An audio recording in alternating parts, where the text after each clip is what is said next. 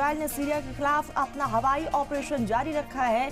उन यहाँ पर हथियारों को निशाना बनाया जा रहा है जिनके बारे में नेतन्याहू को डर है कि वो बागियों के हाथों में पड़ सकते हैं, जिन्होंने सदर बशर अल असद के बर्तरफ होने के बाद दमिश्क में कंट्रोल कर लिया है।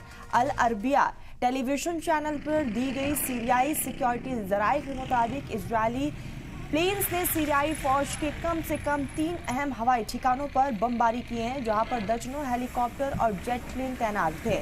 हमलों में नॉर्थ ईस्ट सीरिया में कमर्शियल हवाई अड्डे, होमस और अकरबा के देही इलाकों में शिनशार हवाई अड्डों को निशाना बनाया गया है।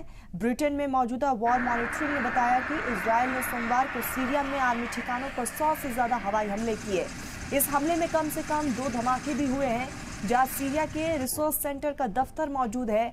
SSRC पर असद इख्तियार के दौरान केमिकल हथियारों के प्रोडक्शन से जुड़े होने की वजह से पाबंदी लगाई गई थी और पहले भी उस पर हमला किया गया था। यह हमला तब हुआ है जब इजरायली फौज ने गोलान हाइट्स में इजरायल और सीरिया के बीच बफर जोन में हालात संभाले, जिसे दोनों ममालिक के बीच 1974 के जंगबंदी के हिस्से के तौर पर सीरियाई फौज ने गोलान हाइट्स के तौर पर बनाया था। इजरायली फौज ने एक फुटेज जारी किया है जिसमें दिखाया गया है कि इजरायली पैराट्रूप्स सीरिया में घुसने की तैयारी कर रहे हैं। वीडियो के कैप्शन में लिखा गया था कि कल यानी 8 दिसंबर को 210वीं डिवीजन के फौजियों ने सीरिया के अंदरूनी वाकयात के मद्देनजर गोलान की हिफाजत को यकीनी बनाने के लिए कदम उठाया। यूएन ने कहा कि ये 1974 को मुआहदे की खिलाफवर्जी थी।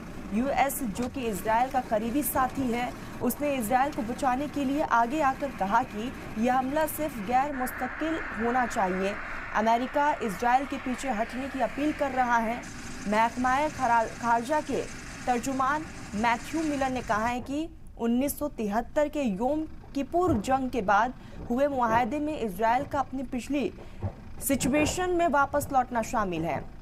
हालांकि उन्होंने सीरिया में तेजी से बदलते हालात की तरफ इशारा करते हुए टाइम टेबल तैयार करने से इनकार कर दिया है और ऐसे में इसके बरअक्स इजरायल के वजीर आज़म बेंजामिन नेतन्याहू ने कहा कि गोलान हाइट्स, जिस पर इजरायल ने तकरीबन 60 साल तक कब्जा किया है, हमास के लिए इजरायल के कब्जे में यहाँ पर रहेगा। और ऐसे में लगातार वहाँ पर तख्ता पलट की तस्वीरें सामने आ रही हैं। बागियों में काफ़ी ज़्यादा उत्साह है, उमंग है।